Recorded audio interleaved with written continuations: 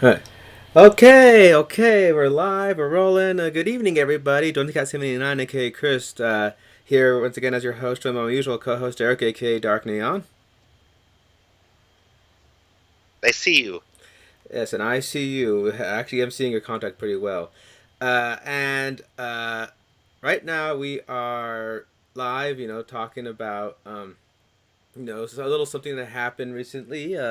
A little movie you probably might have not heard of. It's an independent film financed entirely by one director that has quite a unique vision, and it involves the balance of life and water and maybe a unique individual here or there that might have abilities beyond that of normal compare, and complex villain and great character moments.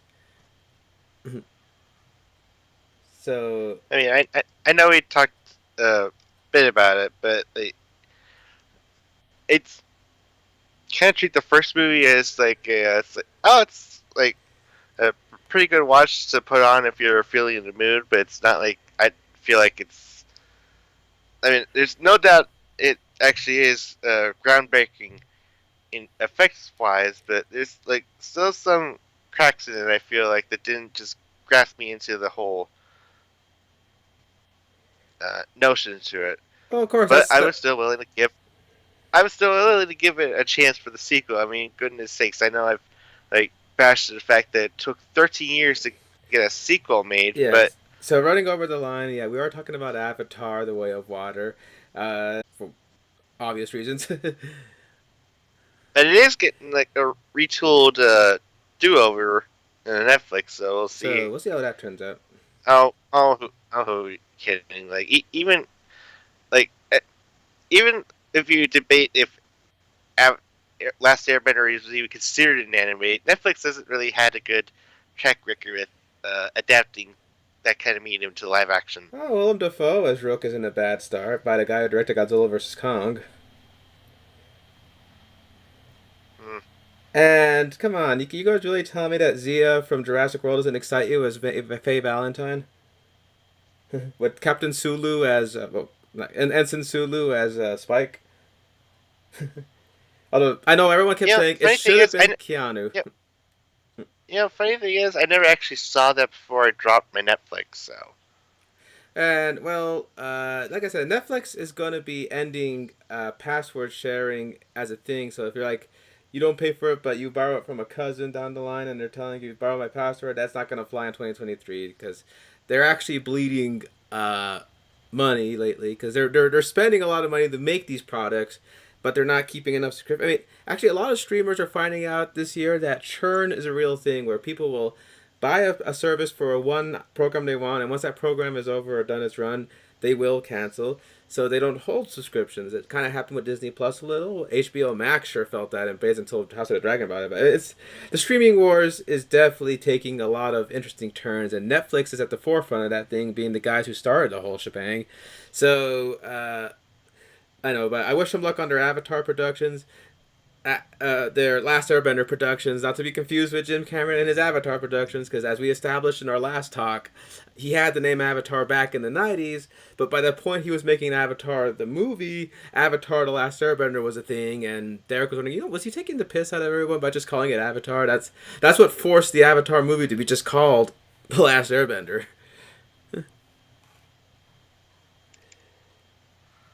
But yeah, yeah, I was shucks aside. So we're gonna talk about this new thing that finally came out, and not gonna lie, when the trailer came out, it was just kind of a feeling like, oh, so it's actually here now. At least we got something out of it, and like it. I honestly feel unabashedly ashamed to have like a half-hearted like a sensation to their trailers. I mean, they look pretty, but it's like barely telling me what's going on. But I don't know. It's weird. Even to the point now, it seems like there's going to be trailers that have to be careful what they say, otherwise they're going to get sued for false advertising. yeah, for those of you who heard that news bit, it actually turned out because an earlier cut of the Beatles movie Yesterday, where a guy hits his head and wakes up in a world where the Beatles never happened, and he knows their songs and got it's a tender story. But an earlier cut of it showed images that featured a small role with Ana de Armas, and she was cut out from the final cut of the movie because the character didn't take away from another character, and she understands. She still got paid for the job, but there were people who saw that trailer and want to see movies. I can't wait to see my favorite actor show up in this thing, and you look at the whole thing and go, what where was she? So, and then there's other trailers that have led to people saying, "Hey, wait, like, it's not like now, here's differences. You can't say like the Infinity War stuff or Spider-Man No Way Home stuff is deceptive advertising when showed they showed Dane DeHaan in the trailers for No Way Home for whatever reason. Even though he's not in it, but they're using footage from Amazing 2 to highlight that he's connected to this thing. And then you end up not having him. You'd be like, okay, so that's so trailers are gonna have to be a little more upfront. So, in other words, you're just gonna have to show things, but you can't show too Yeah, much. you don't want to be "Survival's What You Taught Me" trailer or another Sam Worthington project. You think you're human, am I? And you show the Terminator skin right there. You're like, why would you put that in their trailer to Salvation? Actually, I don't remember that part being in the trailer. I just remember that he's just chained up and just having the face to face, and then But they still have him at the end of the like whole it. trailer with his half Terminator face saying, "I'm the only hope you have." No, but the bigger offender was Genesis. Where you're going, okay, so you show Jason Clark's a Terminator. Well, maybe there's a much more bigger twist down the line, and then you go, oh, so Oh, Doc, you just spoiled it. So you're no, like, no one's gonna even care about seeing this. yeah, like Doctor Who is Skynet. Okay, is there anything more you're gonna show us? The big deal about who sent Carl? What's the deal with Sarah finding? Like, you're not gonna reveal none of that. We're gonna put that in our sequel. That's never gonna happen. Like, oh god, it's kind of sad when everyone puts their eggs of mystery boxes and say all will be revealed in the next one, provided you even get to a next one. Which isn't the problem that this movie has. I'll say it right now because let's see, Avatar is definitely in a unique wheelhouse in the fact that it's not only is it a follow up, but it's a follow up to one of the biggest movies in the last decade that actually was the top grossest movie of all time thing, and it became a phenomena for a while. I mean, come on, it brought back the 3D craze before people abused that to heck and didn't use it properly to the point where 3D died again because people are saying, I don't want to watch a movie with eye strain. Yeah, and it also like I can't remember if I actually saw Avatar in 3D back then. Maybe I did, but I don't know. But I do know I did see 3D movies after that, and like the only ones that actually came off pretty good, like animated stuff, like How to Train Your Dragon. But anything else, it's like I always kept blaming with my like bad eyesight, having to wear glasses, and having to wear glasses over top my glasses that caused like a weird wobble effect. Like, oh, I guess it's supposed to be like it needs like a direct eye line You know or what? something. I'm ashamed to admit this, but you know what? One 3D movie I saw at home, but I still saw in 3D that worked. That because it was shot with Jim Cameron cameras. Resident Evil I think it's called Afterlife. The one where Wesker throws his glasses at the screen. That would be I think it was Afterlife, yeah. Because Retribution was the next one, and the final chapter was the next one after that. So yes, it was Afterlife. And they even say in the right trailer there. Apocalypse, uh, Extinction and then Afterlife. Extinction, Afterlife. Yeah, Afterlife is the fourth one, They and even then Retribution fifth, and then that was it. There was nothing else, and then they rebooted it. they even put in the advertising utilizing James Cameron's 3D technology because they use the same cameras as another movie I saw in 3D that wasn't so bad was Dark of the Moon because again that was shot on IMAX 3D cameras, but only for like a few select scenes, like when they're going on the ship with Sentinel Prime, or the entire moon launch was fully 3D, and you can imagine it was 3D when like Shockwave's weird driller came out of the ground and you saw all those tendrils everywhere. But But for otherwise, the rest of it, it's just that weird wibble effect like every other movie had. some of them are kind of so-so. Like Avengers had okay 3D, but it would only like really pop up for like when like Tony's holographic displays or some of Thor's lightning. But it wasn't like, I mean, it didn't really do anything to tick me. And another one that we bought in 3D, but to be honest, I couldn't have told you if it was 3D. Was Man of Steel.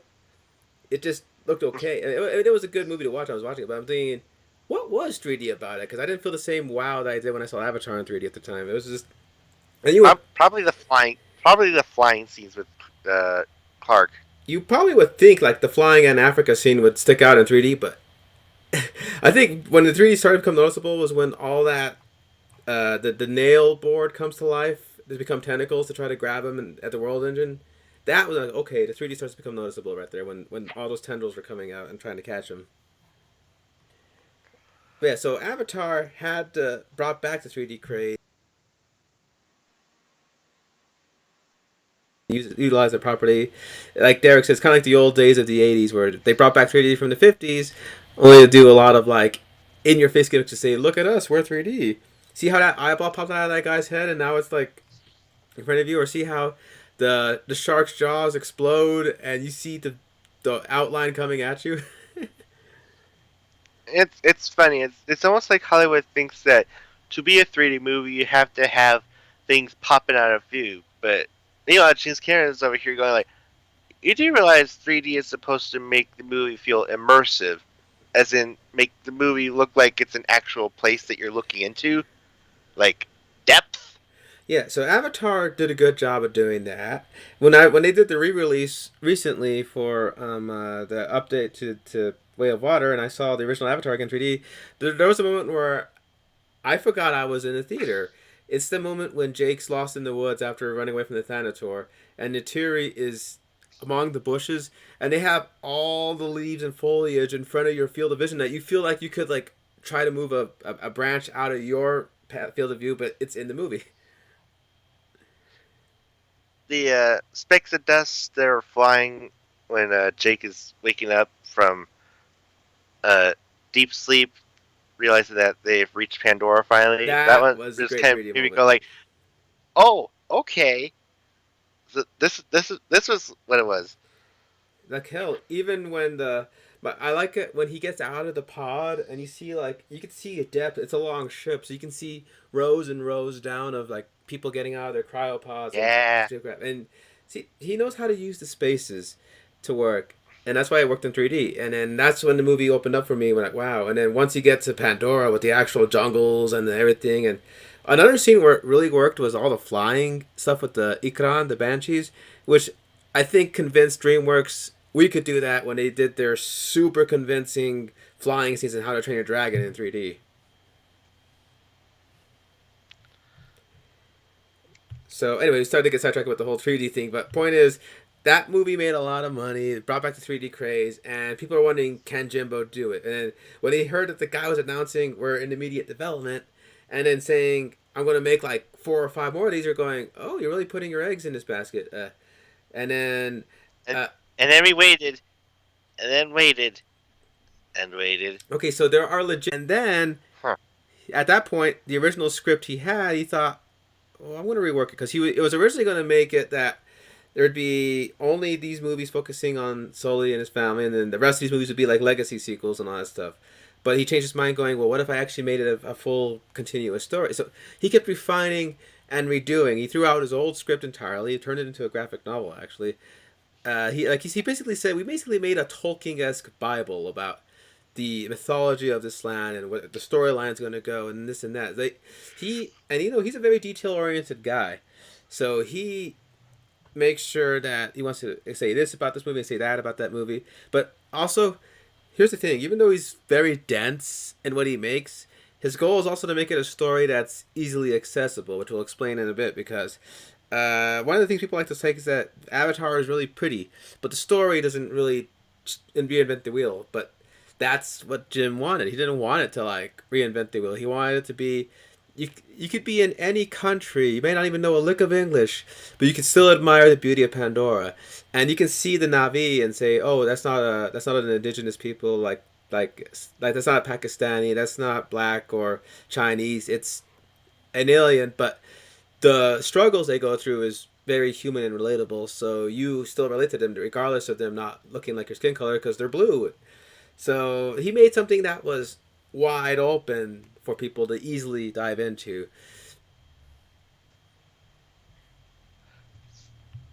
So yeah, and he probably would have had this movie come out earlier had other things not happened. Like we always keep joking about it. It's so weird. It almost feels like a decade ago. It's only been a few years, but it's still impacted a lot of things. Yeah, the pandemic, and even before that, uh, he was still developing other projects. Like he was developing Alita Battle Angel. He was doing some producing on Dark Fate. Even though he admitted the guys on that one were pretty much high on their own supply. Like he said, there's still blood on the walls from some of the writing debates we've had.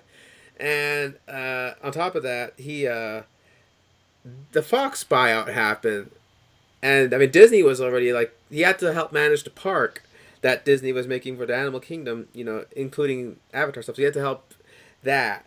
And then Fox ended up being bought, and they had to reshuffle because he was getting ready to shoot by like 2016, 2014, around there.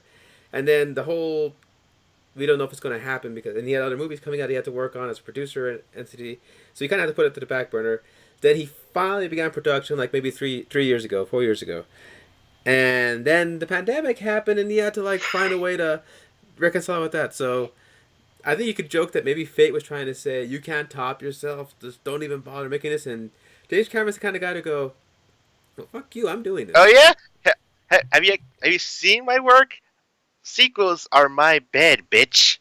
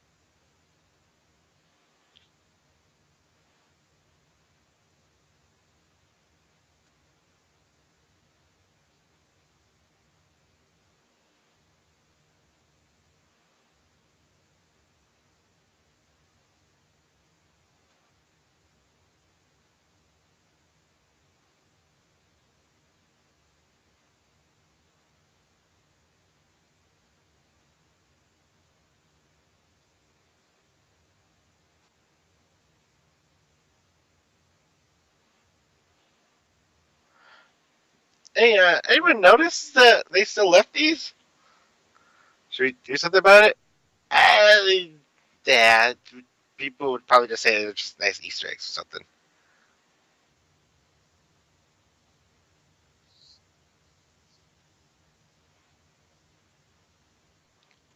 'Cause he's one to see a challenge, and he's one to like try to meet it and surpass it. Yeah, because he's not one to just idly say, "Well, my hands are tied. I can't do this." He's going to say, "I'm going to make this work," but not in like a arrogant, pig-headed way. Or maybe it is. I don't know, but he's not like say Uwe Boll, who's high on his own supply and he thinks I can do whatever. I'm a director, and kind of just makes random images come together that barely are coherent. Cameron at least has vision, and he wants to say something with his movies. So here he is trying to do this with Avatar, and not only is he trying to push the envelope, he wants to like change how motion capture water is done and everything like that for this. Because traditionally you just have them animated in an open spot, and you'd add the water and everything later, and it would look a little okay. But he wanted to like say, no, I want these guys actually in the water to have realistic water motion. I want you guys to feel like you're in an ocean because we're going to be exploring Pandora's oceans. That's one of the things he loves. Is after Titanic and Abyss, he became such an avid deep sea enthusiast. He even did like those documentaries like Aliens of the Deep and stuff like that, or Finding the Titanic. So the guy, I'm surprised the guy hasn't developed gills at this point with how often he spends in the water. I'm surprised that he hasn't like been attached to like other water-based projects. That that was a joke in Entourage that the producer keeps saying we're going to make James Cameron's Aquaman. I was gonna say either probably like a freaking SpongeBob movie or Little Mermaid, but Oh yeah, I'm sure James Cameron's Little Mermaid would involve a lot more action than we expect. but Oh, yeah. So it finally came out, and I decided, you know what, it's here. It's like there's always like a big movie in December. You gotta watch like a big movie, so it's, give it a chance. Sat down, prepped to like make sure I didn't have like anything to drink for an hour, and kept like a bottle. And well, funny enough, I walked away from it saying I really loved it far more than the first one. he surprised me too. He even sent me as a joke when he said holy crap, and he sent me the Jack Skellington quote from Nightmare Before Christmas when Santa sees him. Surprised, aren't you? I knew you would be. And I was like, oh, I thought, okay, I thought he might enjoy it, but I think the dude came out loving this more than I would at the time. Like I went because he saw it before I did because life intervened and I had to like delay my screening until last Sunday. And he had already seen it before then on Friday because he figured, and he was having a bad day before. We're not going to get into the details, but work and other stuff happening, entertainment media made him kind of a little bit of a sourpuss at the time. So he thought, well, I'll just go see this thing and maybe I don't know, just kill some time.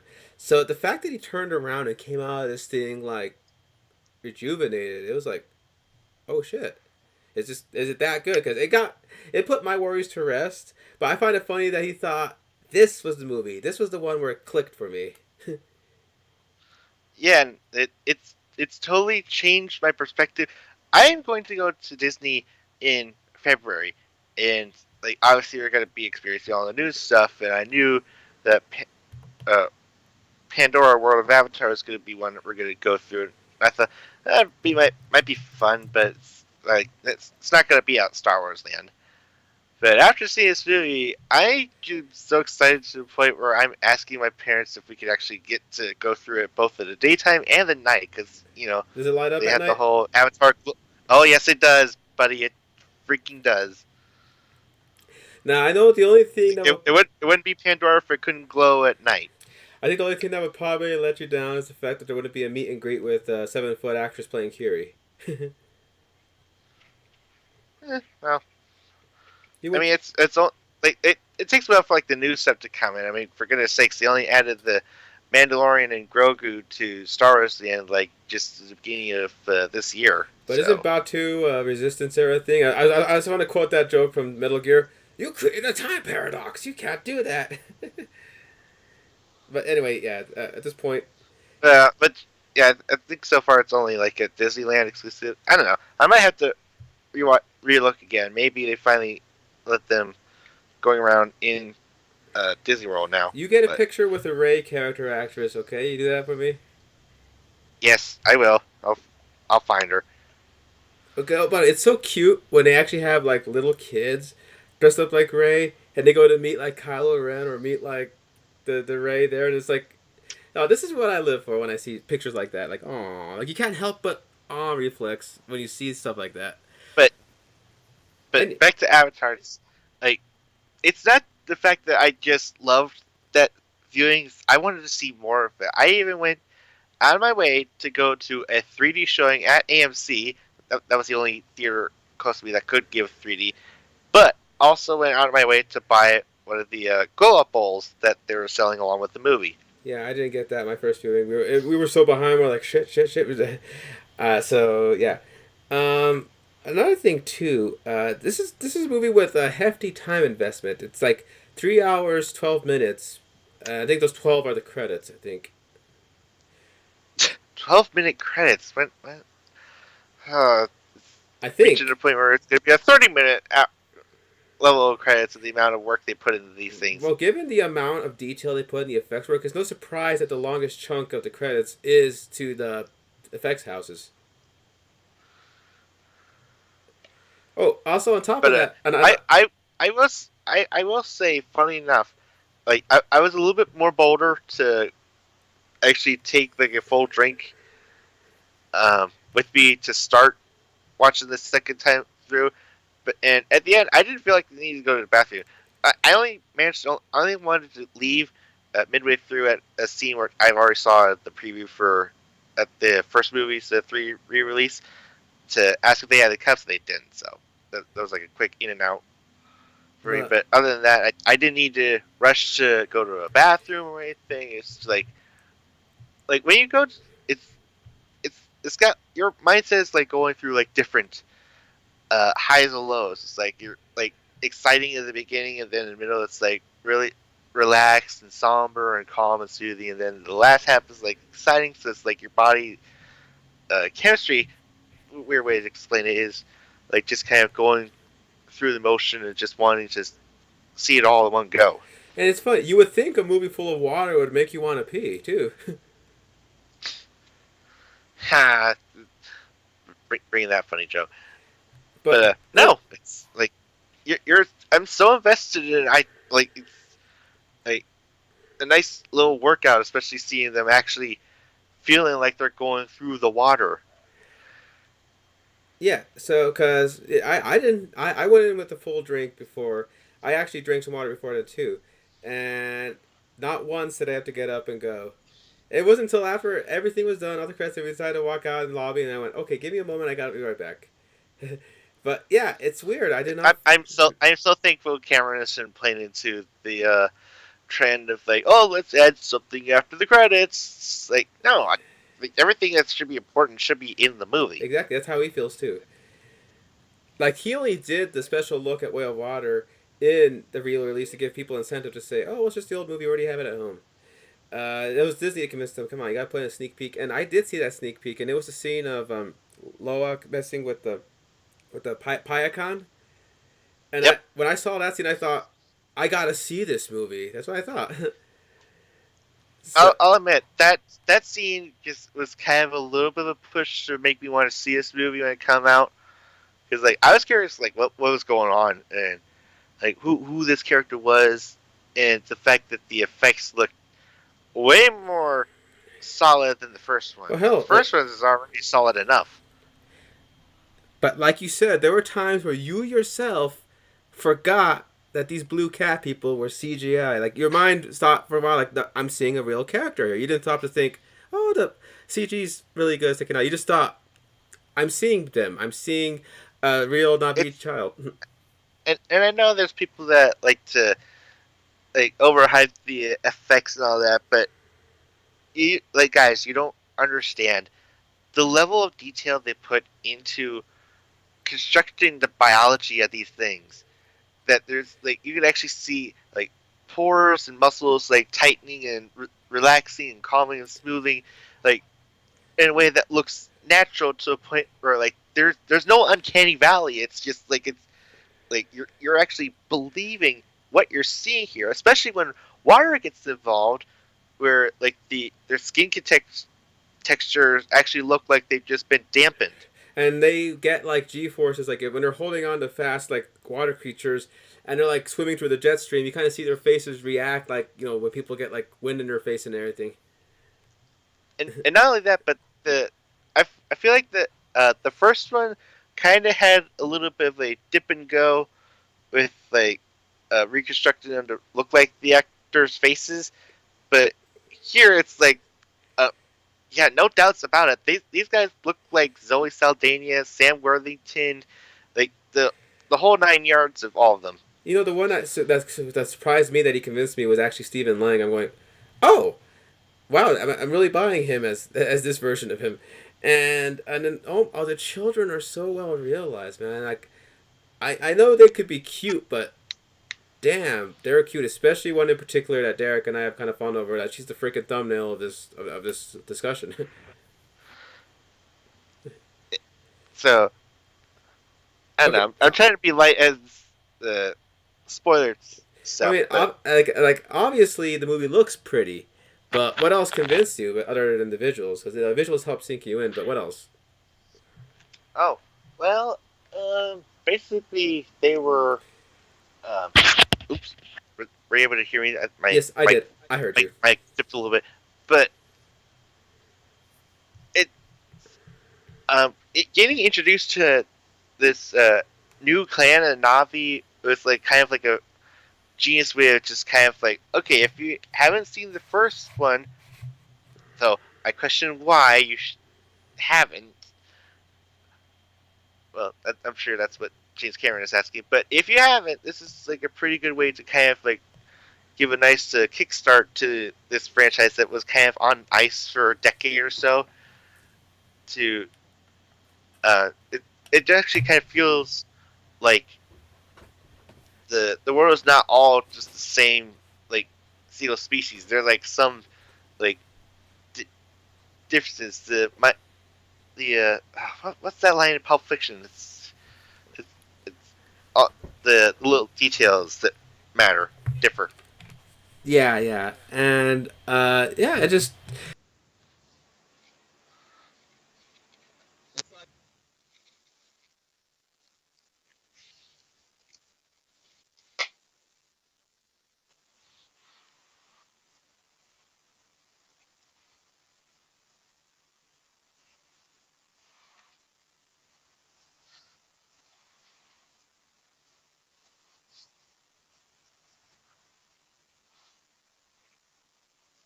You know, no, yeah, like like even the previous, like you're seeing like they actually show like in the trailers they show a great deal of scenes with them, but like you're just kind of accepting the fact that there's like, oh yeah, there's Navi, they're alien like, they're cat people, they're blue. It's like at first you kind of almost think that you're seeing the same type of forced types as they were, but when you see the movie, it's like I don't know, maybe the second trailer was better, but that second trailer was never playing a lot. Honestly, I think they were really pushed it for the first one because it's like it's perfect. Doesn't tell you anything. It just shows you the visuals. That's gonna bring the audience in. but yeah, the big like the Maya Takayans have like broader arms for swimming, and their tails have more of a rudder like function, and they're light blue. To It's I'd say that they're looking a little bit like a it's aqua.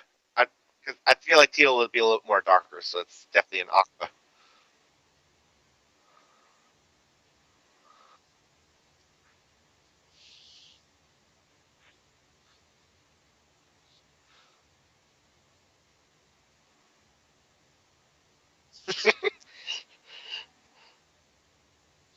No, but it's like I can't unsee it now. That she does look like a live action Moana.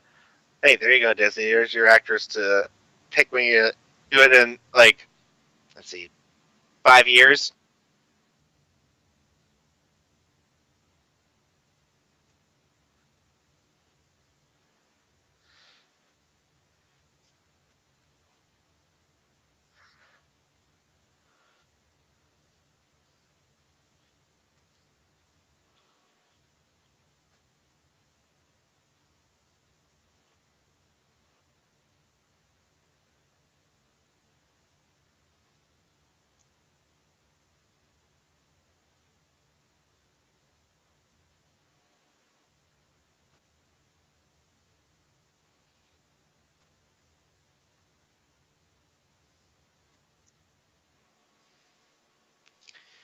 And not only that, but also going to a new part of Pandora opens up the floodgate to see new creatures. Because but they were able to smart enough to actually show off some of the creatures that you're familiar with from the first movie. But I feel like the effects look much better here, especially with the hyena creatures. They, I, in motion at night. I don't know what the hell. That maybe they didn't put enough time in the first series, but they look like freaking PS3 graphics going off.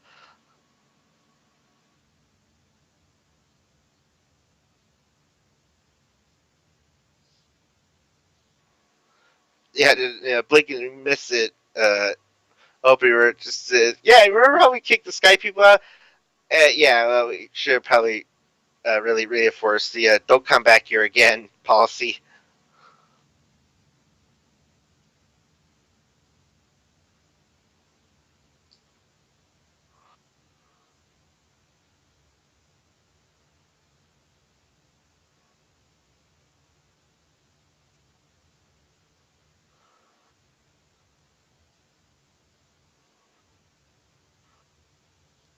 What?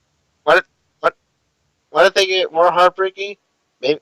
How about trying to imagine if there are any straggler Navi warriors hunting out there when that happened?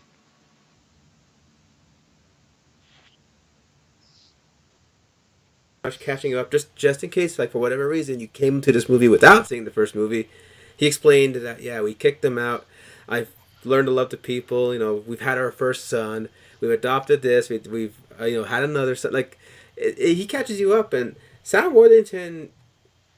I think the reason why it works here is because movie one had to do a lot of setup, had to do a lot of introduction. You had to be acclimated to the world and to the lore and everything.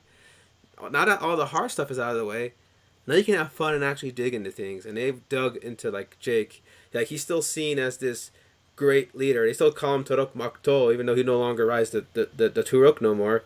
Uh, they some people still treat him with respect in that regards. And hell, the humans made him public enemy number one of like he's the target they gotta get the most to like get this reclamation project right. I do wonder though, whatever happened to those mechs? They like showed up when they arrived, and then the 1 year later sign shows up, and like, oh yeah, we just kind of just downgraded to just these walking stilts. The exoskeletons probably are a little faster, and I think the amp suits are still present in the background of some of the major scenes. But I think they figured since they got like really their ass handed to them in those unwieldy suits, they figured faster, Yeah, better. like might as well just be like fast, limber, and like hard to be shot at. Yeah, because the exoskeleton does look pretty convincing, and it still looks like it would work. But I mean, you think you're more exposed, but at the same time, when you saw the Colonel character when she was like boxing, she looked a lot more faster and limber than Quaritch and his big ass Mexic from the first one. And plus, it also makes it that much more closer for like the humans to actually get on a level of Navi in terms of like height and build, Yeah, where like Navi are like kind of tall and lean themselves. because there's a scene where the Colonel character, I gotta get her name, I don't call her. She's played by Eddie Falco.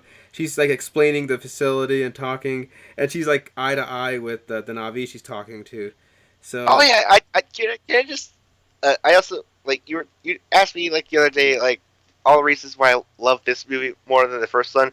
And can I just talk about like the freaking genius concept, like the buggers building up the place in like less than a year? yeah, General Francis Adamore. That's the name of the RDA commander in this one.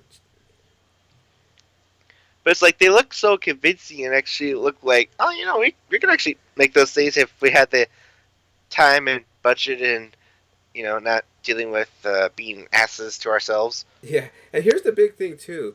The first time was just for the resources, or just making a colony to pick up stuff and take it home.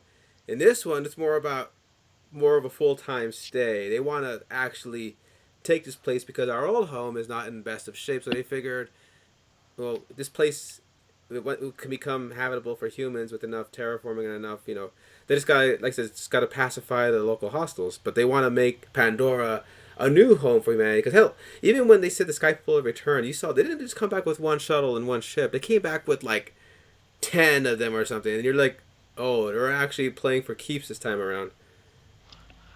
Yeah, but it's pretty much Cameron just really being more blunt, trying to be a one note of the whole colonizers back in the old day.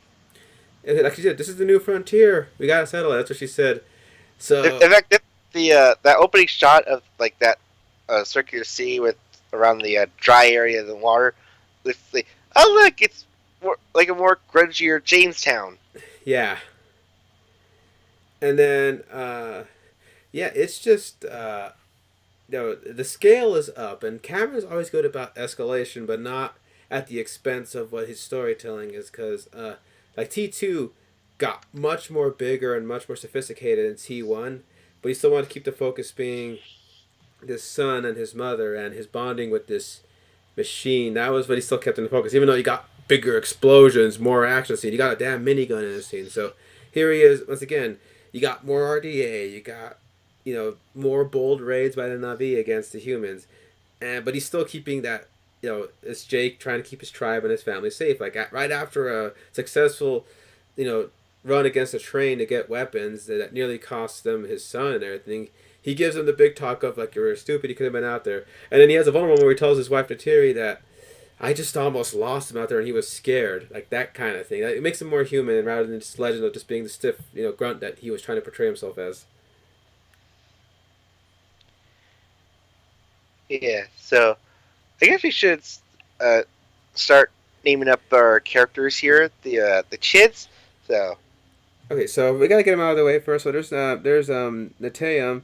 He's the firstborn son and probably the favorite because even though he's a hybrid like the rest of the family, because Jake being part human, he came out the most Navi looking. In fact, I think he takes after his mom a lot because he kind of resembles Natiri with the strength of Jake, if you ask me.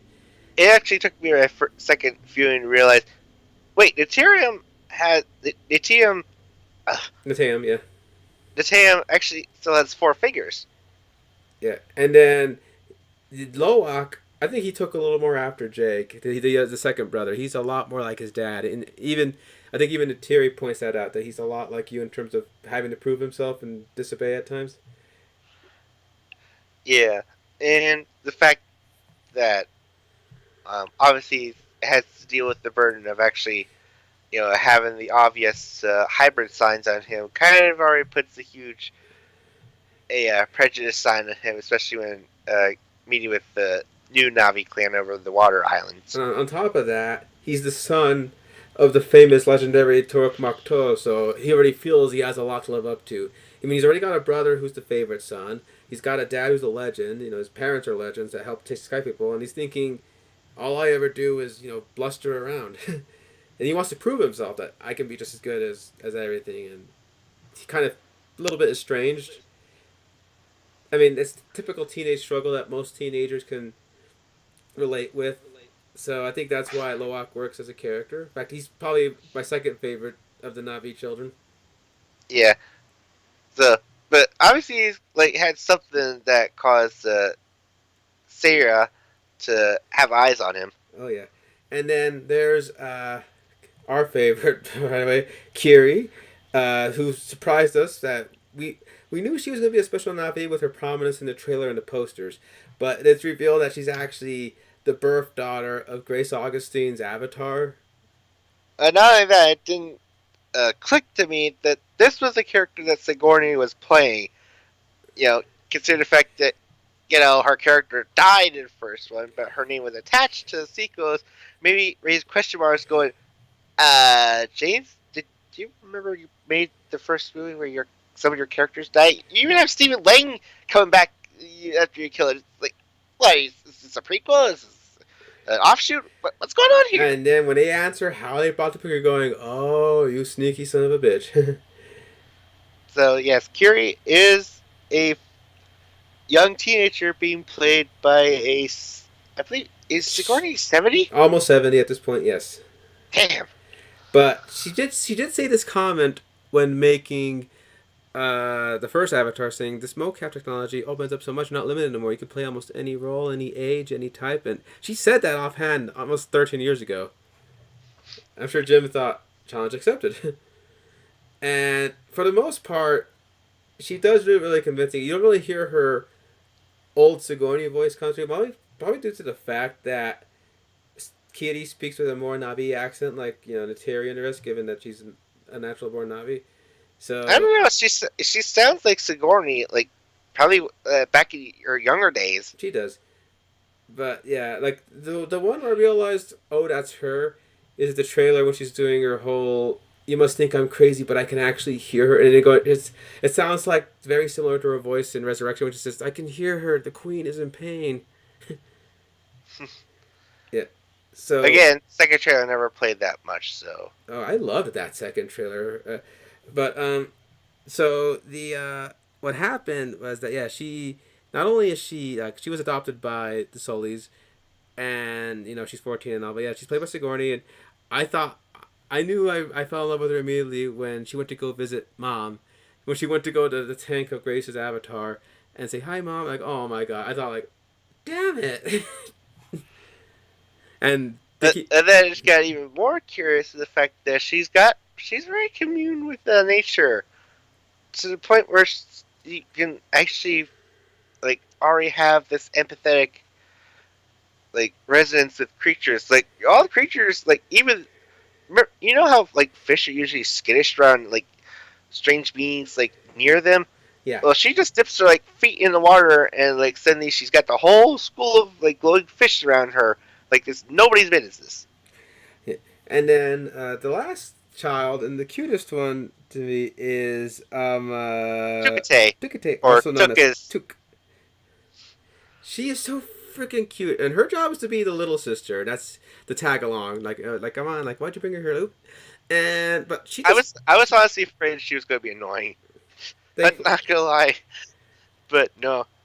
Like also she had the funniest line though, but that was like the climax. We'll get to when we like to dip up and down with the spoilers, but oh my god, it definitely got a laugh out of the audience when she and said that. oh my gosh, she what made me Jay made me find out she's even cuter when he said that her canon height is 5'7". I went, she's only an inch taller than me, and she's still considered an 8-year-old. Well, I mean that's probably small for a Navi, dude. They're freaking tall. They, I think they're like Nine, like 10 feet 9. tall. I was about to say 9 feet tall. God, they like huge. Well, the size difference, like I said, is highlighted in the first movie when Jake is like puny next to an app suit when he's getting off of the ship, but when he's jogging for the first time in his body, he's almost height equal with the robot guy. And hell, and again, the scene that makes me awe every time I see it is when Natiri saves Jake when his pod broke, and you just see how puny he is in her grasp. She's holding him so tenderly, like if he's a delicate flower. Yeah. So, oh man, and then another member of the crew that's kind of an outcast, but is lovable and might be the most contentious for some people is Jack Champion as Miles Socorro, aka Spider. Oh my god, this character made me raise a lot of eyebrows when I first saw him in the trailer. It's like, is this supposed to be? Who is this? What? There's a human that's like going around. Is it? Is that supposed to be Jake or something? 'Cause remember, this has been a long time since I see the first one, and I kind of forgot how they dealt with him. Like I know that he had to be rescued, get an air filter, breathe. I don't know. It it just feels weird to see like a human just like darting around with Navi looking like them. And he's kind of got the whole Tarzan, Wild Child vibe to him. It it just so the story of this guy is basically um, when they were kicking everybody except for the scientists off of Pandora. Unfortunately, this kid couldn't go because there's a safety taboo that infants Don't do well in three, cryo. 3 years or younger cannot do hypersleep at Yeah. all. Period. So yeah, he had to stay, and his real parentage was kept at mum for most people. But yeah, but his mother was a Air Force pilot with the RDA, who, in revealed in other materials, was taken out in the battle against the Tree of Souls, with Miles in tow. Actually, he survived thanks to the Samson helicopter being durable, and he was discovered by other humans. But yeah, and his daddy. Well, we'll get to that in the spoiler section. But the big hint is in his name being Miles. Dude, that. And what's funny is that he has a great back and forth with like Loak and Took and Kitty. Kitty calls him Monkey Boy.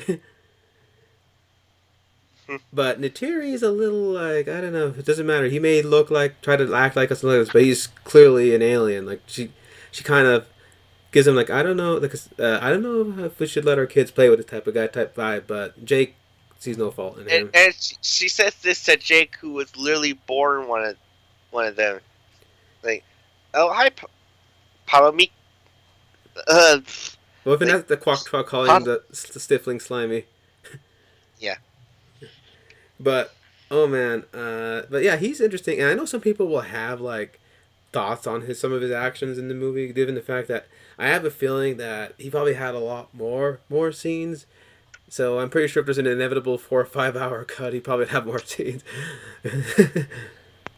Oh, that's to be fair. My second viewing actually clicked a little She's more inside the. of why he made such decisions, but we'll get to that when we get to that. So, And then yeah. so that's all the Navi kids. So we got the new people. We got the she's in the other room, in the guest room. I'll get him out. I turn on the heater. I'll get it. Okay, I'll get it. All right. So we got the Manticayans, which are water tribe.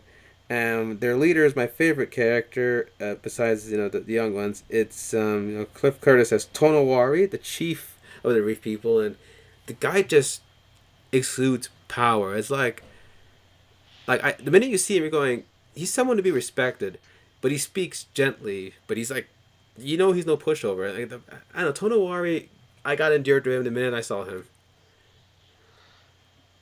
I know this is weird. This is like I don't know where to make this comparison, but this guy totally gave off the same amount of like kind but respectful leadership as Kmart from Santa Claus Conquers the Martian. But yeah, I'm guessing your holiday I mean, movies influenced I that. mean, he does. He's like he was respected, but he's got like this. The dude's like good with kids. Let's just say it. But I do like Honestly, how he's the one who tells him like Torok Makto will stay with our family. But at first he even tells him like you're running from war, but don't bring your war here. And then he said he's not scared of the chief. He knows he can probably convince the chief. It's his wife Ronal, played by Kate Winslet, who's the sheik, and also the who the pregnant wife. But good gosh, she's intimidating. Ronald. Yeah, she's played by again Kate Winslet, who I had no idea that was her till I saw the credits. Like, oh shit, that was Rose from Titanic. So now I'm tempted to like draw Ronald telling someone to draw me like one of your French Navi.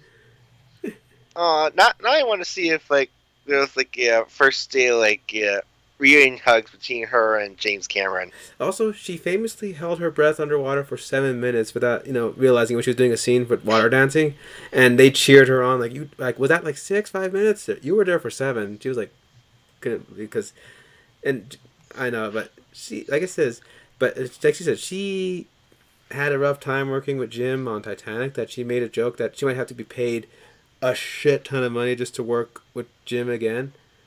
But I guess by that point, the time has passed, and and when he asked her to come again, I'm pretty sure she thought, well, sure. And then it was like nice reunion. Oh, I didn't know there was a rough thing going on, but like it's like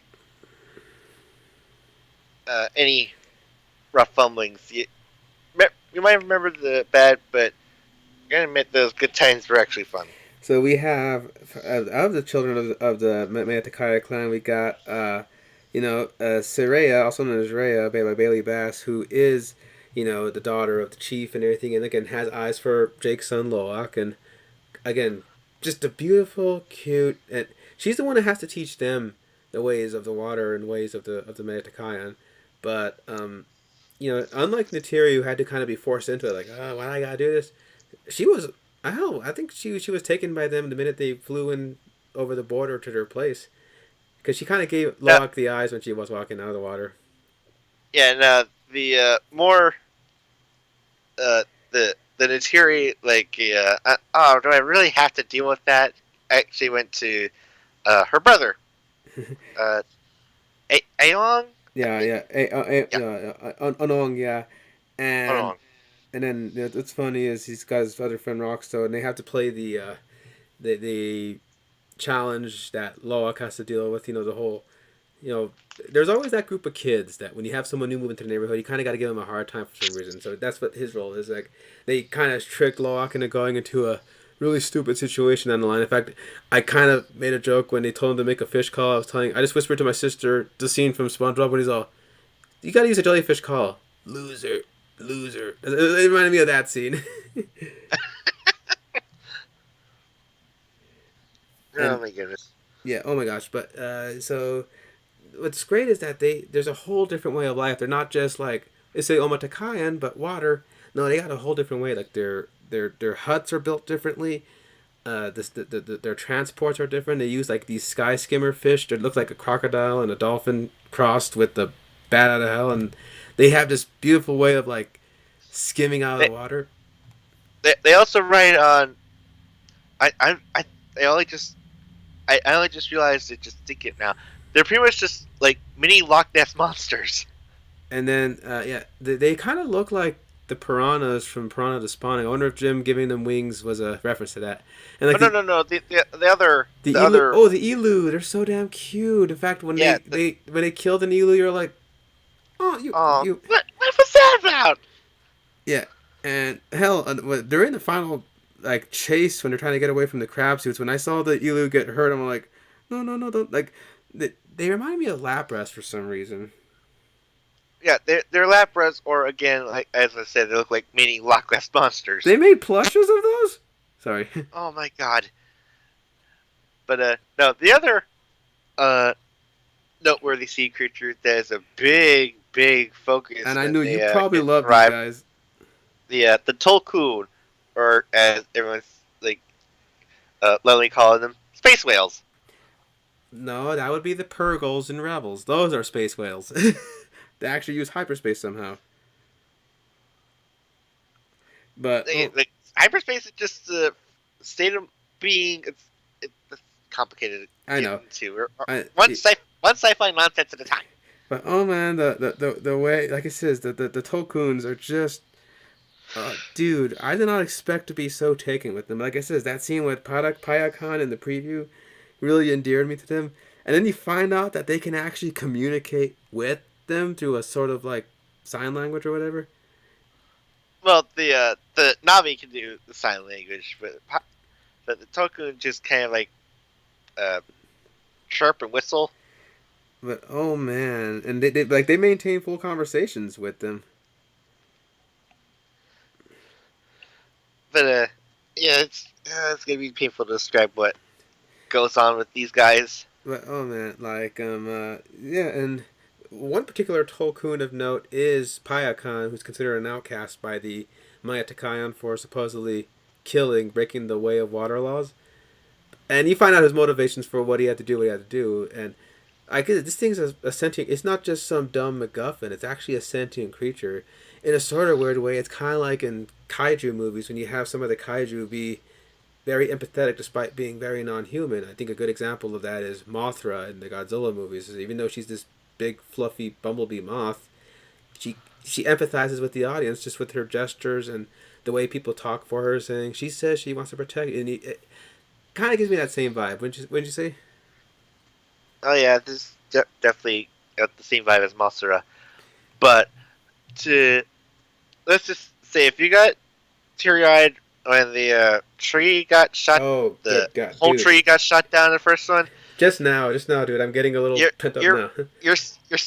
you're gonna immediately realize what the message of this movie is gonna be when you see this. and then It, and then so we should probably talk about the opposing force, and the primary force is the Operation Phoenix group that's made by the RDA, that brought the back Blue Force. the recombinants as they call them, where they take the memories and skills of past soldiers and put them into new Navi clone bodies.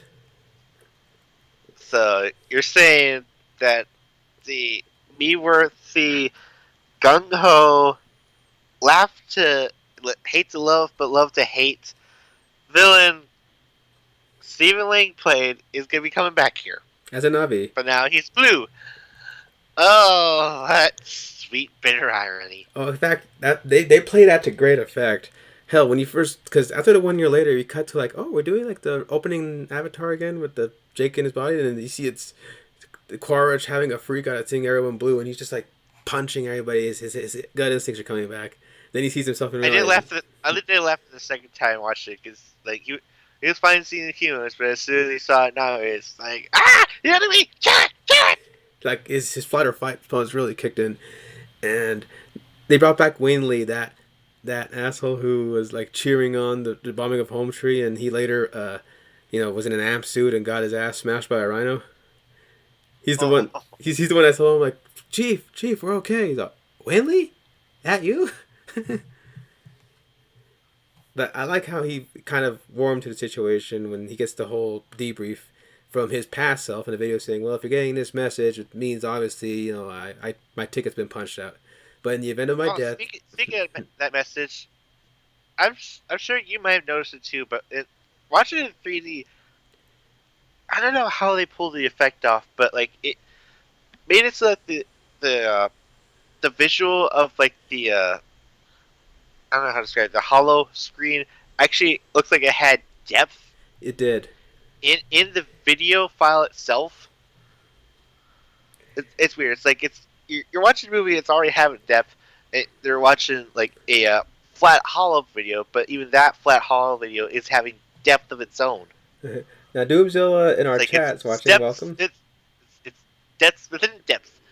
It's like I You see, he definitely 16 liked different Quaritch's depths. character in this film, and what's great about Quaritch is that in the first movie he was kind of the typical meathead, enemies out there type guy. He does with the patent speeches. In fact, if anything, he's a lot like General Mandible from from Ants with the single-minded obsession of just get the job done.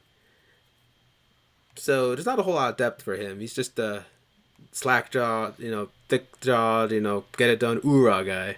So here he's got a new lease on life. He's got It, so we have to explain. This is not cloning. This is not him just suddenly getting like a do-over after getting like arrowed by Natiri in the last movie.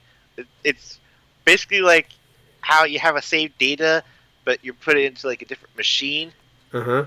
It's kind of like that. So Let's just say. even the Quaritch in the videos are like, if you're reading this message, you're going to be like younger, smaller, taller, and bluer. I think he got the idea after seeing how well Jake did, like a marine in an avatar body. He thought that could be something to that. Remember, he said a recon inside of a avatar body. That's a potent mix. It gives me the goosebumps. So here's them putting that practice in there. Like it says, they saved all their memories and skills into a thing up to that point. He says the only thing you'll remember is my death, which will not happen. But if you're watching this, But if you're watching this, I guess so. yeah. But and then that's also Giovanni Ribisi's reappearance as Selfridge saying, "Just talk to the camera, man." Just he's telling him, yeah. By the way, So, am I going to explain this, or are you going to do it? I'm pretty sure Selfridge probably got held responsible or fired for the Pandoran incident, which is probably we don't see him heading this mission. But if we do see him in the sequel, I wouldn't be surprised if he's like the Merovingian, all homeless and disheveled. But oh man, but I was excited when they started showing more of the recumbents, like all the other Marines came back and the idea of the cloning and everything, and the scene that's just so delicious to me. Like, oh, you probably imagine me just I'm getting all giddy talking about it now. Is when they actually go to the shack, the remnants. So they're trying to track Sully in the Holy Mountains, and they find the Oh shack, yeah, the amount of detail they put into recreating that. and then they find his amp suit with his corpse still in it with the arrows, and they're like, "Oh shit!" And then they play the replay from his vidcam of seeing his last stand with Sully and realizing that it was Sully and his lady that killed him.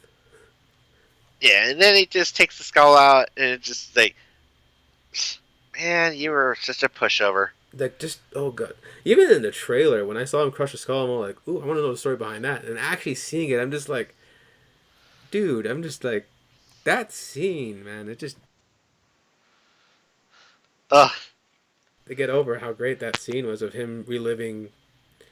That also sharpens his vendetta against the Sullys even further. Like when this before it was just a mission, but this time it's a little more personal. And oh my gosh, the scenes whenever they catch the kids, I was like biting nails, like, oh, what's going to happen, man? Because Oh you don't my want. god, I was like, whenever Solly said, "Now there's four of us," then I go like, "You had to make a number of it. Why did you have to make a number of it? Now we're just gonna be expecting one of them is gonna die." And oh my goodness, one of the recumbents, he's like sporting Terminator goggles. He actually got like a Navi-sized minigun. So whenever he was firing into the trees, and I seen Natiri and Jake dodging cover for him, I'm like, oh shit, because I, I wasn't sure who had plot armor, so to speak, in this movie. I was feeling like anybody could have gone at any time during these action sequences, especially in the last act. Like just ooh, like I was legit like tense in that last act whenever the standoffs were happening. But like, and it's funny how Neytiri's like making like chirps, and Kiri and Took know like, oh, you guys are gonna get your asses kicked. And she does take out a few of the recumbents, but like I said, they needed to use the recumbents because anytime they sent humans or any machinery into the mountains, like all the critters would go batshit and kill them. So they figure it's like a immune response, and they say if you look and talk like them, maybe that won't set them off. Which also sets off another, yeah, very interesting character arc. If you, it didn't realize I did again. That's why I had to see this movie. Oh, like more than once because like I'm just so invested in it. Know there's like more to peel of this. It's like, oh, this is already pretty good one layer, but I want to see more of it. Like, I want to see more of it. I want to see again. Then Yeah. So then, it's like it's to the point where you realize like, oh my god, this thing has like a lot more character in this one than did the first one. well, because the first one was all about the world building, but now that you got the world set up, now you can do more with the characters. So, like I said, they revealed that Miles.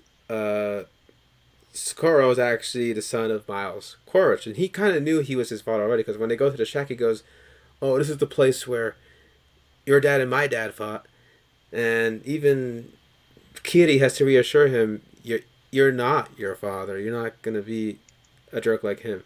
So when Quaritch sees Spider like this human with the other Navi kids, and then he starts recognizing him, he goes, "Wait a second, that Miles?" And oh man, and you go, oh shit, like here's this guy who has the memories of his father, but isn't his father. He even has to point that out to him, like, listen, I know you and I aren't actually related, but he says like he wants to see him, like he's admired his spunk and spirit to resisting getting tortured to find out information on Jake. And those scenes got me really interested, actually.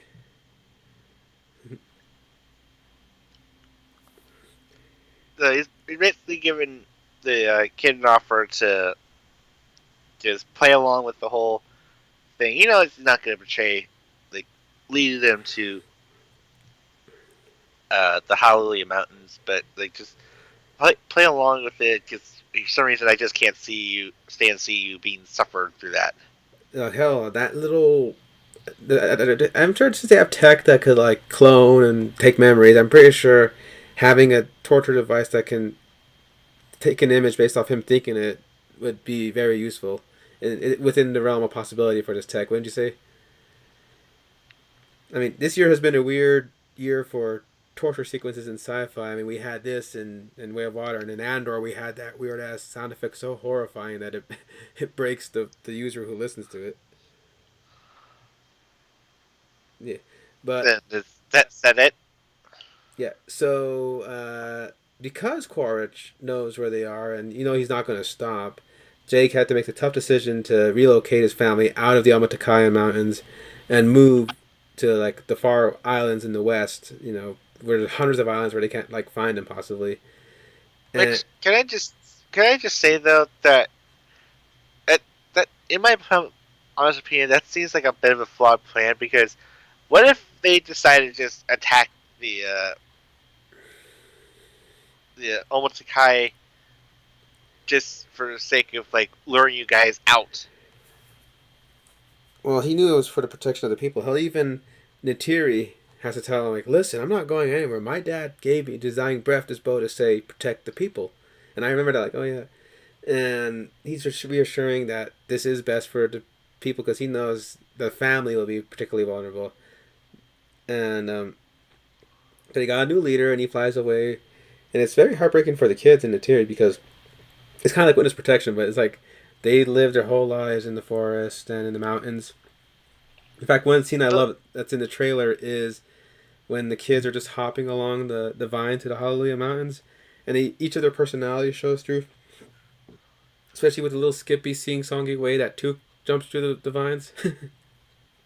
but again, like even later on in the movie, they are actually just going about to random villages and like demanding questions of where Jake Sully and the family are. But yeah, I think because the Amatakayans are in the mountains, they have some protection, whereas the villages outside are more in the open. Okay, I can kind of buy that one a little bit. But for the Tiri, it's a big deal because again, they raise their life in the mountains and in the place. So to tell them that you can't, you gotta like uproot yourself. Again, it's very witness protectiony. So when they go to the Maitakayan reefs and they accept them, they go, well, you gotta like learn to live here. And honestly, a lot of people are going to sit there and go like, "Wait a damn minute! This sounds a lot like the first movie. Are we seriously going to start learning the ways of a different Navi all over again?" But then you see just how different it is to the Omatakayan way. The Matakans, like, they have more of a symbiosis with the water and with the life forms there. And they harvest coral and stuff, and they learn how to breathe the water. In fact, some of them the kids do make fun of how the Omatakayan kids are like skinny arms and thin tails. And bad divers. Let's don't forget Oh that. yeah, because they're like swimming and they're like way ahead of them, and they turn around and they're like having to go for breath every other minute. And I'm just thinking of that joke where there's that meme video where someone says when you're friends with a person with long legs, like you're like walking and then your friend's like all of a sudden like 10 miles ahead of you, go like, dude, were you behind me? That's what it kind of felt like with the swimming here. Oh, and also learning the sign language Yeah, because can't really talk underwater. but I yeah. mean, I would say it would have been funny if they did, because technically sound can travel in water, but it would kind of make it a little more difficult with the procedure of how uh, they hold their breath underwater. But, oh my gosh. Say like I said, there's very once you get into the water place, oh my gosh, it's like Kansas all over again. When you go to like Oz for the first time, and then just it opens your eyes up even I, more. I'll I'll be damned if Tokyo Disneyland doesn't make a park out of this. Just all the sea life and oh my god, just and Like here they could totally do it. They have the technology and the landscape of the water to do that. and Kiri was seemed to be the one to get the gist of it a lot faster than the rest of her siblings. To the point where it's like, uh, are you okay? You're not really. You didn't realize you're been underwater the whole damn time. Were you trying to hold your breath, or you just went into the water just like I'll wing it? And I mean, I knew I was gonna fall in love with her right away when the trailers, like the teaser trailer, shows her as that one Navi that swims up to like a coral reef and does a big old smile, and you're like, I'm into that character right away. And then it was her, and like she's always been in tune with nature, so to go into this place loaded with life just probably seems like a candy store to her. And And then, of course, they had to. The locals had to kind of make fun of her of like just even just to like the sheer act of just being in shallow water, just looking at sand sand. all day, yeah. Well, I'm pretty sure they would tell her that not many people like sand. It's coarse and irritating, and it gets everywhere. And I got that out of my system finally. Happy 20th Right, anniversary. but this sand is underwater, so clearly the roughing courseness is out of the question. Yeah, but oh man, and they have a typical defense fight, like when the other local Matakayans are talking about being the four fingered freak. It does lead to one of my favorite Loak jokes when he says, "Oh yeah, yeah, I have an extra Yeah, finger. I can do a little trick. Want yeah. to see?" It's just balled up, and then yep.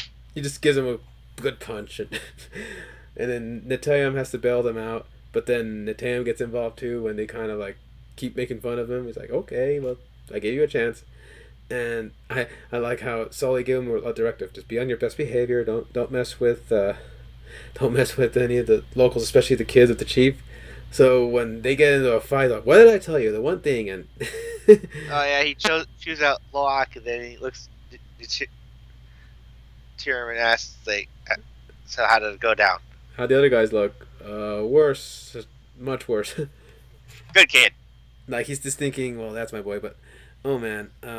So when after Loak, tries to make peace with the guys because after the whole fighting punch thing, they try to get one up him by taking him out of the reef where it's a little more dangerous. Like he runs into a friggin' the coelacanth from hell. Like this is like a shark mixed with an armored bony fish, and it's very toothy. So you're like, uh, I thought it looked like the creature from Tremors. Just only it's decided. Oh yeah, I can actually swim in water instead of just the sand. and Netayam, like his poor little elu critter gets chomped and swims away. So he's on his own. And he ends up getting unexpected help when a big ass you know Tolkien ends up colliding with the creature. But needless to say, it's a very very effective scene. It's basically just Loak coming to terms with the fact that he's been saved by this strange, huge, humongous creature. Even managed to give a little bit of a scratch back with the undoing a little uh, tassel, Yeah, there was like iron tassel, a kind lance of like like. stuck in his fin, and we see that the other fin is missing, so he's like a one-finned whale. Tolkien, sorry. So basically, we have a space Nemo. Yeah, and they know. And hell, when he mentioned that how I made friends with the Tolkien with one fin, and the other Manticons are like, The Tokun haven't arrived back from their like uh, excursion. migration. You dealt with the outcast, And a killer,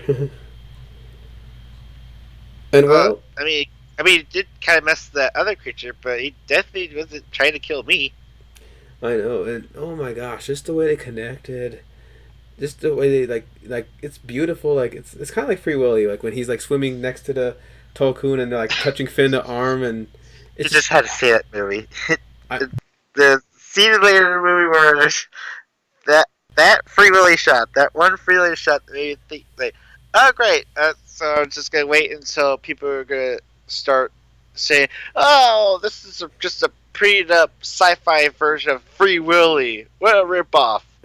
sorry, but oh man, Pyacon just really resonated with me. Like I really got into it. And when we find out later that the Tolkien come home from migration, that the Mayatakans see them as almost relatives, almost like they say this is my spirit sister.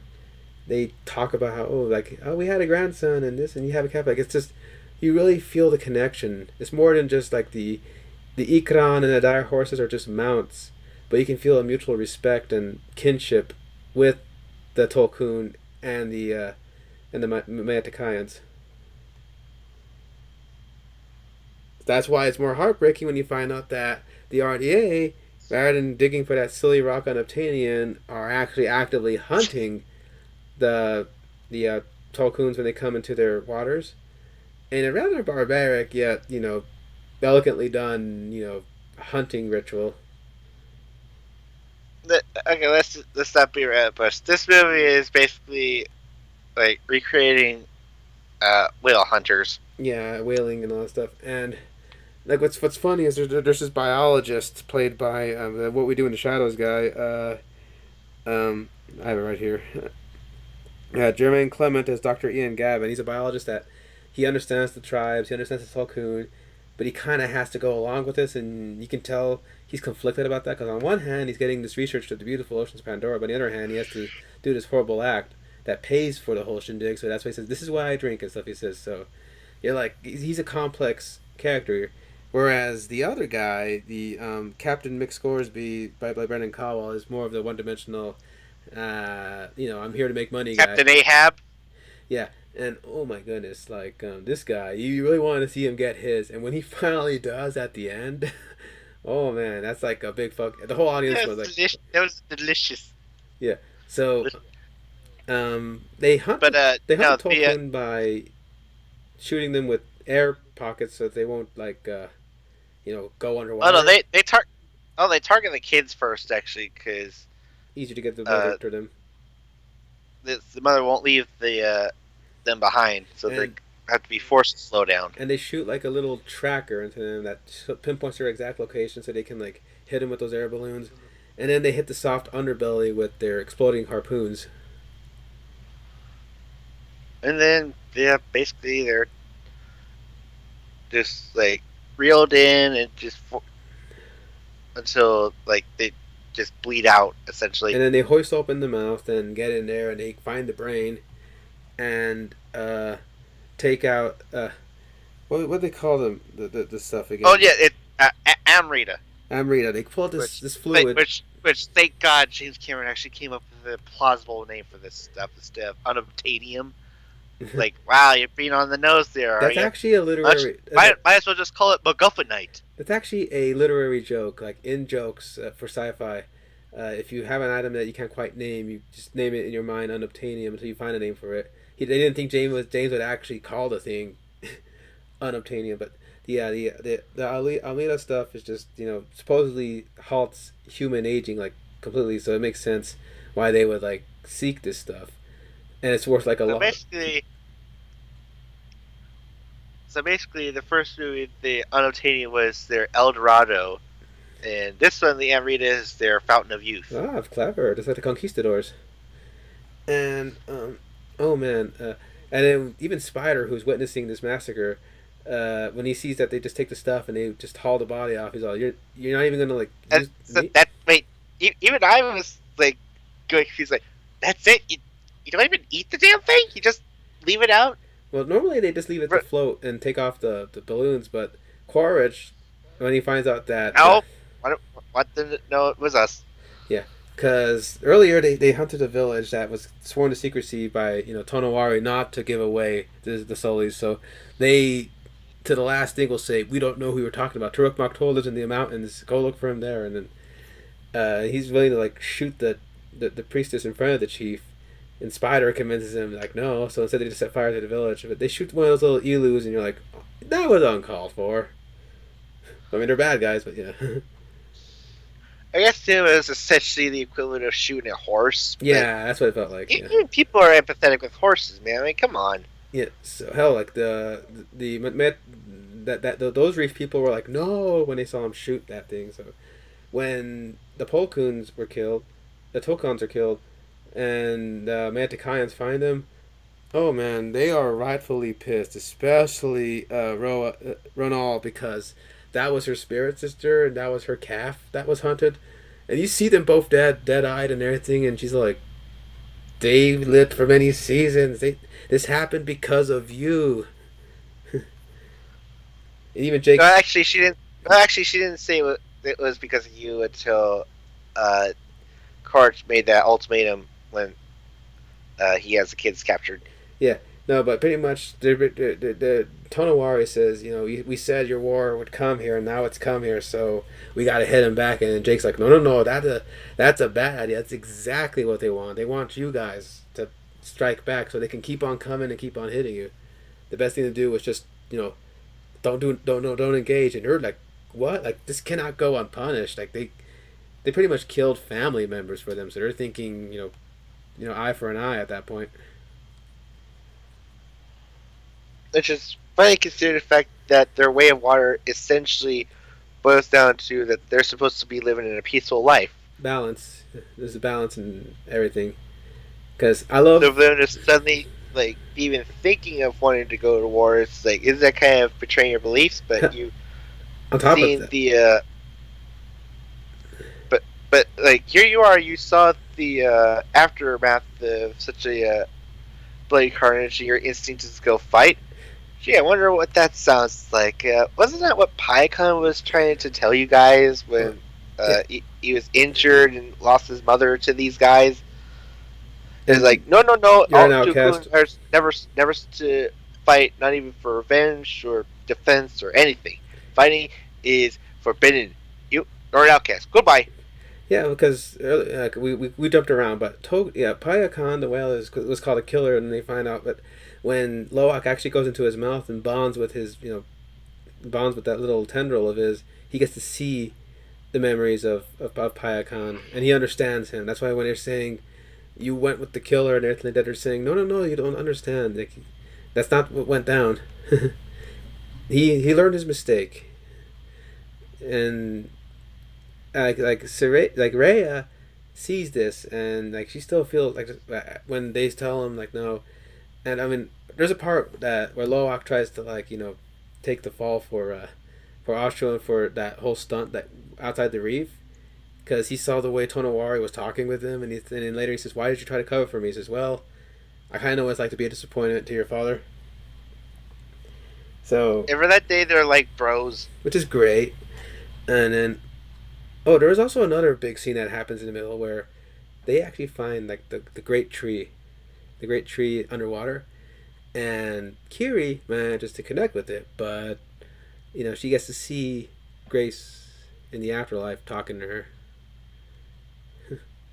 And then when she pops to the question of who the father is, like suddenly Ayo is like, okay, that's enough. I'm unplugging this. And she goes into a very dangerous seizure.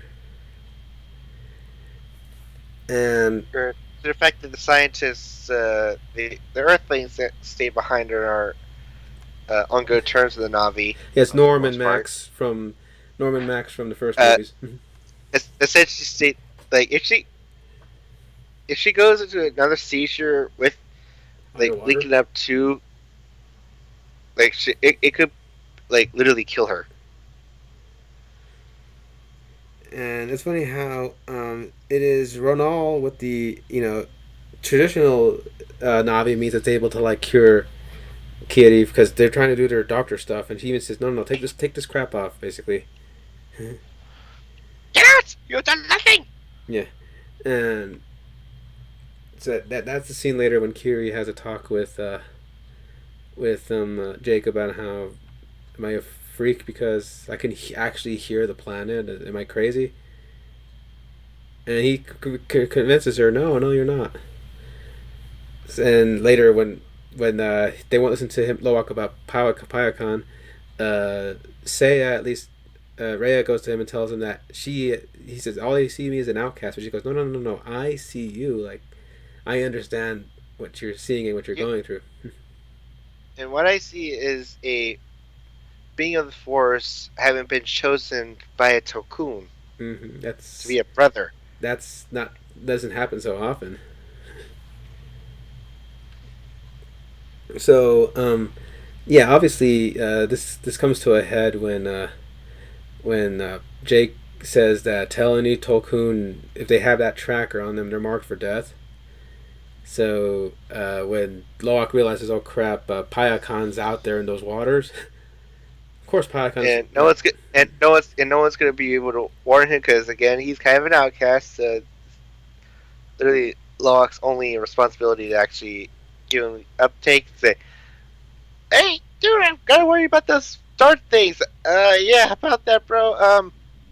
Do they kind of look like this? yeah, he already got one, and so they gotta like have to take off the dart from Payakan, but at the same time that the whale hunters are already closing in, and Quaritch realizes that the Sully kids are out there, so of course he wants them taken in, and we get this riveting chase scene with the submarines and the crab suits, which those crab suits are actually kind of wicked, man.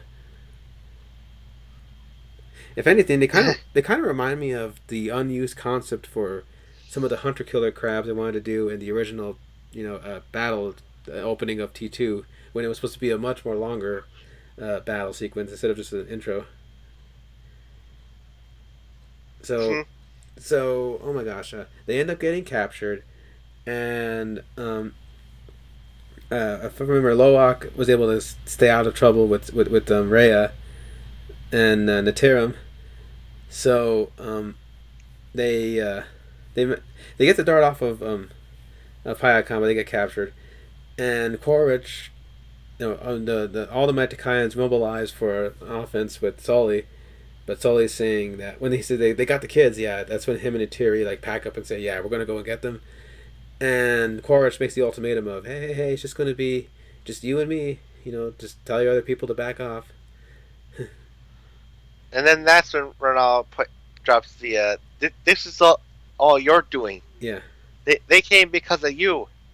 and that's when Jake decides, well, I'm the one that started this. I gotta finish it, even though they got like snipers on them and everything. So this is gonna be bad. But that's when Payakan has saw that Loak was in trouble for him. So Payakan says, you know what, fuck this. He actually goes in there and starts, kaijuing up the place. Kicking their asses essentially. Oh my gosh, I was like tense and biting my lip when the whaler got his harpoon ready and was going to shoot Payakan, but he had his armored head pointed down, so the missile just bounced off. And he grabs it, and even the biologists are like, "Who's got the harpoon now, huh?" It kind of makes you think of Piacon as essentially like the same kick ass as like the shark from Maneater, who also had a beef with the hunter. Yeah, and like I said, when that guy ends up getting like tied up by the harpoon and Payakan's pulling, and you see that you're like, cut it off, the hand flies off. Yeah. Oh man, so Quaritch ends up engaging with Sully and Natiri in the sky, you know, and with his banshee. Or there's a scene we mentioned earlier when, in order to like get in the mountains, Quaritch says we gotta like do more Navi stuff. So they actually went through the ritual of getting a banshee and learning the language. And Spider would correct them. Actually, initially they were just going to sleep dart the banshee so that they could just hijack it. And as far as going like, you do know like Jake did it with kids his bare younger hands. than me could literally get them. Like even Jake Sully did it with his bare hands. So, I did love that scene with Quaritch and the banshee. In the part when the unit thinks, oh, did he fall to his death? Then he comes back with it. Yeehaw! And I do like that his banshee's like a dark blue, and it's very distinguishable from Jake riding on the waterfish later when they're fighting in the sky. So, But bringing that up, that does bring up a little bit of a down point that unfortunately I feel like the Terry didn't even try to learn the ways of the water people. yeah, well, she was mostly still doing like the banshee stuff and the arrow stuff and everything. And oh my goodness, there's a great moment during the sub chase when Kira uses her connection to Awa to like tell the CN enemies to like grab the sub, and then the guy tries to get out of it, and the thing grabs him too, and even the brothers look at each other like, remind me not to piss her off. Oh, so Trying to remember a line from a movie that where makes me think of when I see a scene. Oh, yes. Wait, can you do that to us? yeah, and oh man, so Loak manages to like get cut loose because Natarim was able to get there, save him, and then the Project Phoenix guys the Recombinants start fighting them, and they're shooting back and everything, and then they get Spider again, and thankfully they reunite with Spider, so they all leave, and they think, oh, well, we got away, but then Natarim took a hit, and oh man, Yep. the Solis pick him up, and he expires in their arms, and oh man, and the thing is that Curie and Took got kidnapped by Quaritch this time around, so they still got to go back in the boat that's now sinking from all the damage that Spider and That Pyacon also did. led to the funniest line from Took. I can't believe I got kidnapped again. That was the line, yeah. So, oh man.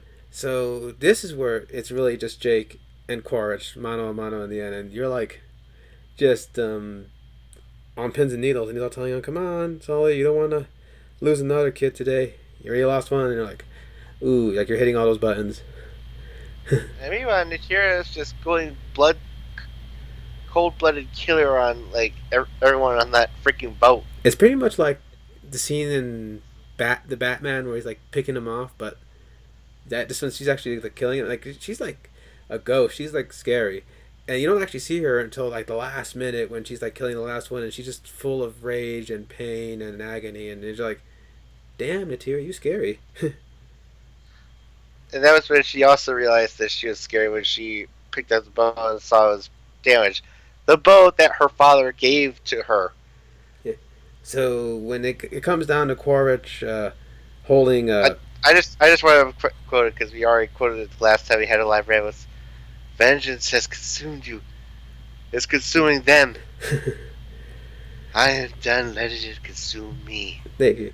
So what's great is that Quaritch ends up getting was it Took or Kiri? I think it was Kiri. It was Carrie. And, That was like the intense part. and then oh man, Spider ends up getting in the grasp of Natiri, and she pretty much tells him a son for a son, man. Like you took my son, like I could take yours, and even he tells him, come on, we're not even the same species, man. So when she actually gives him a nick, even Quaritch is like, okay, like that paternal instinct in him is still there enough for him to say, don't do it. Now, how do you feel about that moment of Natiri holding Spider? You think she would have gone through with slitting his throat if she was in that intent? I mean, I consider the fact that like the entire time, Spider was just more concerned for Curious, which is she was supposed to be for her. Clearly, that have already painted where his allegiances lied. On top of that, I'm pretty sure if she had killed Spider, I'm pretty sure that might make some of this Kiri especially probably look at her a little sideways because she is the adoptive mother. That might put a little strain on there. She probably would have like literally dropped that. You are not my mother. My mother would have never, ever used the child as bait. Yeah, so it's a good thing she didn't. But like I said, I know rage and grief will make you like do crazy things, but it was enough for Quaritch to go let Kiri go enough, and he still says, I'm not gonna stop, right? And that's when Jake's like, okay, then let's get this done right here, right now. And Let's get this done. And oh my god, I think this fight for them is better in this fight than it was with the amp suit. It felt a little more personal, I think. It also felt like both parties were gonna be screwed if they kept lingering on. Because the boat was sinking. It was like Titanic Part 2, as the joke goes. Oh great, now he's ripping off his own movies. Wait a second. Are they allowed to do that? So it's like he's doing Titanic and Abyss at the end, and Neytiri has to go and save Took in the water, and there's like tense scenes where like they're going up the thing and opening doors, and water is just you're scared for them. You're not sure because after Neterim died, you're not sure who can make it out of this. So eventually Jake does beat Quaritch, and he thinks he's got him for good when he sinks to the bottom, but now he's kind of screwed and stuck. So Loak has to go in there and save him because he's like, I messed up because there's a part earlier where he wanted to go into save Kiri, but Jake told him, "You've done enough already." So it's like, I think he didn't want his last thing with his father to be disappointment. So he decided, like, screw what my dad thinks. I'm going to save his ass. Early, Even Jake was thinking at a place say, "No, I'm done. There's no way I'm going to be able to get out of here. But you're trained enough. You can do this. Just get out of here." So he has to tell his dad, train like what his training taught him about the way of water. It connects you before your birth and after your death. You have to bind the light in the darkness. Just breathe from here. Like he's teaching his dad how to do stuff, and you can sense a bit of pride in Jake that his son actually did learn, despite all the screw ups he perceived. He did learn the ways of the Metakai to like teach it to his dad. So there's a little sense of fatherly pride right there. Oh yeah, and also Curie's showing off with the her empathetic prowess with the sea life. Oh my god, the glowing fish, and then that air fish that helps them breathe that looks like angel wings. Like, oh, like, don't be surprised if you see that on my DA gallery anytime soon. Yeah, I was smart to give it to her mom. It's just, of course, she did almost zero to jack shit of any uh, Manatakayan training. But, oh man, she just, yeah. So, Kiri ends up guiding the light to like save Took and Natiri from the trapped cabin they were in, and Lowok's training with the Rhea came through with him helping teach Jake to go through the air pockets. And oh man, Quaritch, Miles ends up running, Spider swimming, looking for them, ends up finding Quaritch, and he's thinking, he's not my dad. I can just look away. I can just leave him. But he did save him when he told Neytiri to let him go. So it's like, well, what the fuck do I do? I'll just get him out of the water and then just dump his ass on an island and just like fend for himself. No, oh man, yeah, Miles went like, fuck, and he decided to like save Quaritch because it's like, because Miles did seem a little affected when he was listening to the recording of Neytiri killing Quaritch the first time around. And here he is, he's giving a chance to do a do-over to at least save his dad. And even though he was on the opposing side, and even though he was like antagonistic, Quaritch just seemed to give a damn about him. And they did seem to have some genuine bonding moments, like coming to the ship or learning how to fly or learning the language. So it's like that probably amounted for some father-son time. Like even though he's the child of the Sullys, here's a guy that's the closest thing to his actual father, and he's actually getting to have some connection. So I'm pretty sure that part of him led to his decision making and saying, "Yeah, I gotta save him." But he wouldn't stay with him. Yeah, because very much like Darth Vader asking Luke to come with him, you got Quaritch asking Spider, "Okay, let's fly up, battle up," but he just decides to just hiss and swim back toward the Sullies. Like that's where my family is. Like we're even. Like you saved me, I saved you, and the Sullies reunite on the surface, after a near-death experience, and then they just embrace each other. And even Spider, like he's like in a sort of way, it's that son for a son, but instead of like you killed my son, I kill your son. Even though they lost Nateum, they still gained a son in Spider. And at the end of it, like Jake and Interior were thinking of just leaving since they already done enough. The Toku and like all of that. They think they got leave it again far away, and then Chief is like, "Dude, no, your son is like with our ancestors. You're pretty much family to us now." Yeah, because they do this again. This is probably one of the best funeral scenes I've seen in a long time, where they return Natiram back to the Awa by burying his body in the water, and the reef takes him in. While Natiri's singing the last of the chord, because there's a thing they have called a song chord, where they add a chapter of each Navi's life, and she had to do the last song chord for her son and was singing, and it's very beautiful alien language sung by Zoe Saldana. You can't help but feel emotional when you hear it. And And then also, again, second viewing, it didn't occur to me, but like the makeup paint is black for her. yeah, She's probably mourning, mourning the worst of it. and then even Spider and Kiri were there to like send off Natarum, and there's a part when they go to the Great Tree and relive an earlier memory, because earlier during the montage of explaining life, he had a hunting with Natarum who hunted his first fish, so they got to at least see their son in a sense, you know, as they remembered him rather than how he died. And you can't help but feel emotional when they say like, "Hi guys, what are you doing?" He's like, "We're just really happy to see you." Oh, But oh man, it's just again, I know people say, "Well, I didn't really know him enough to like give a crap when he died," but for me, I was like, I felt the resonance because family bonds mean a lot to me. So when you see the familiar bond, the way it's done at the end, you're like, you can't help but feel a little something.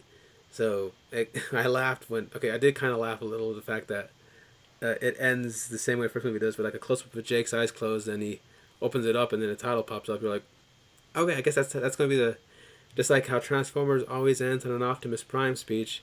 I think Avatar's always going to end on a Jake epiphany and then eyes opening up. I think that's going to be their stinger.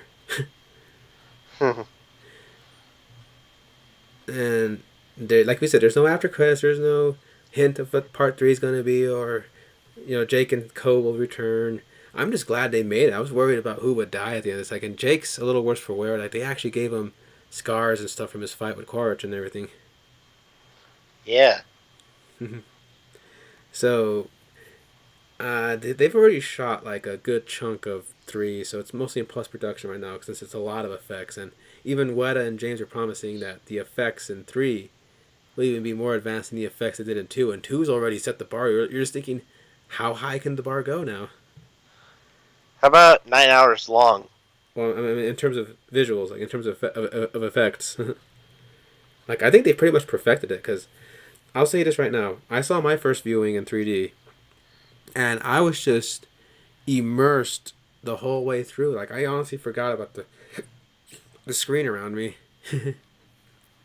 So I was in for the ride for that whole 3 hours, and then when when I got out of it, when the movie was done, I felt like the lights and the seating, everything came back into view again. I'd say it's kind of funny that the first time I watched it, it was 2D. Walking out, it felt like, oh, that was like a really, really great, invigorating experience. And what am I met with as I walk outside of the theater? But a nice actual magical snowfall, essentially. It was like, oh, it's just not only did I just come off from like a very enthralling visual eye feast, I also met with the White Christmas. That's pleasant. And then, how did you feel with the 3D after coming out of 3D and everything? So I explained this to Josie, but like I feel like I didn't have experience enough of the 3D. Like at the beginning, like I could definitely tell it was like very layered. There's like actual depth in, but I'm probably gonna say it's probably the fact that this is a 3 hour movie and I'm sitting there and watching this unfold. At a point, my eyes kind of affixed to just seeing the 3D as normal as you would when you're watching like a flat 2D movie.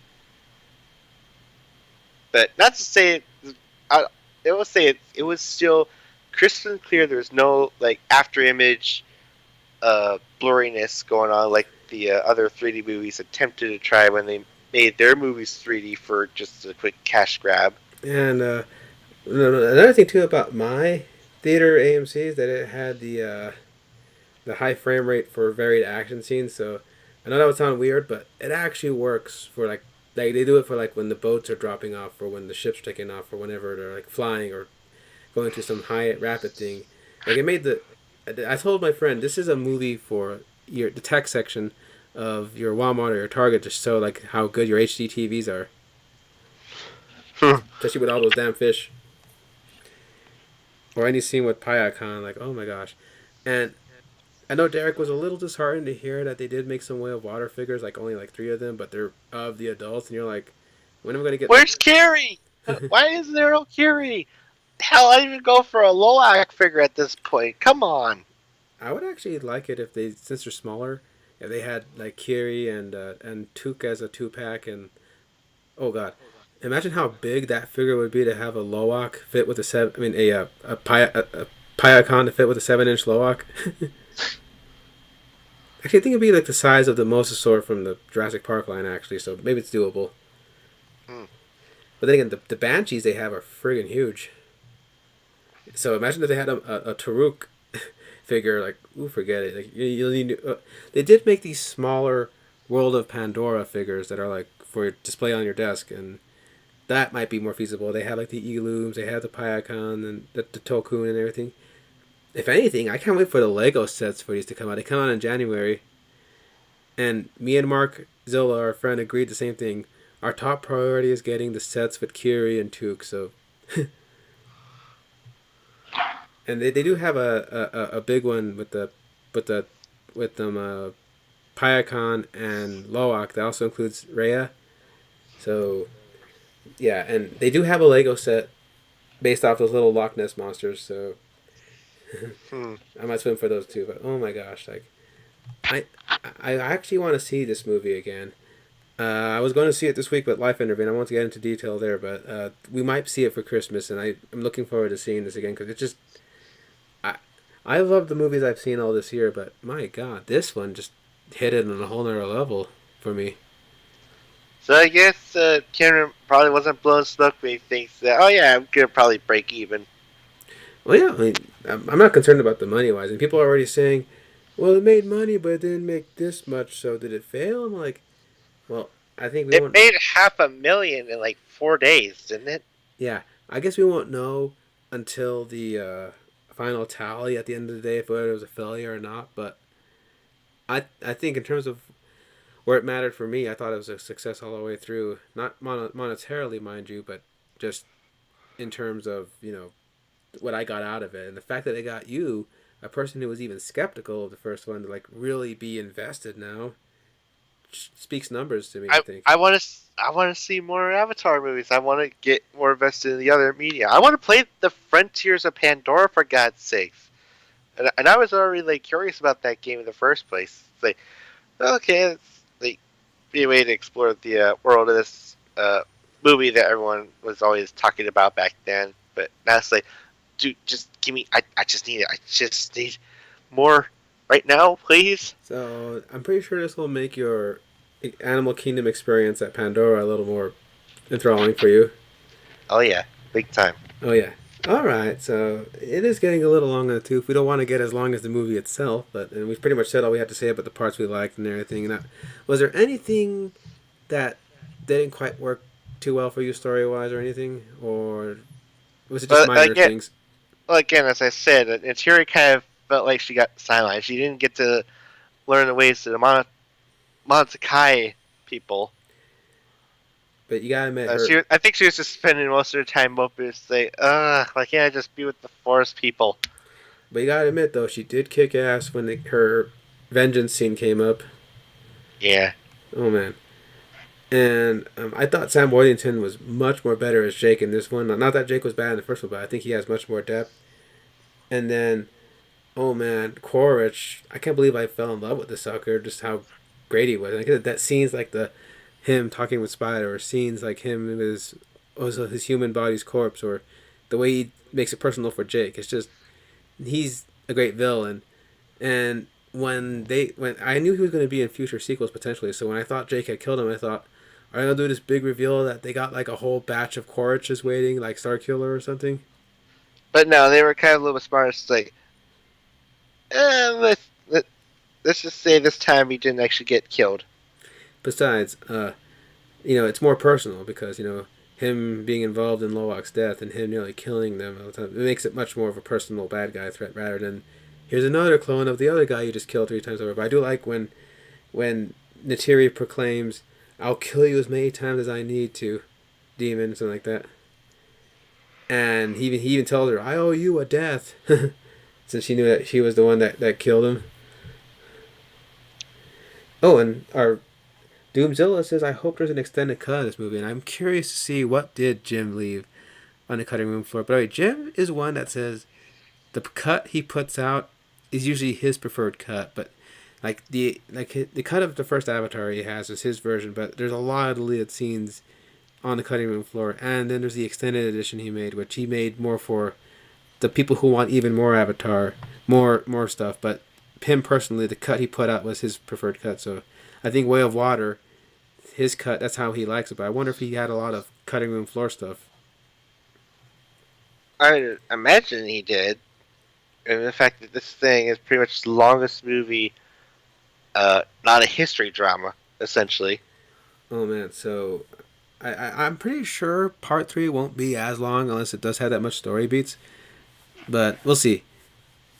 And I still laugh that he sent his script already to part four to Disney, the execs, and all he got back as a note was, "Holy fuck!" And he says, "What are the notes?" And they said, "That is the note."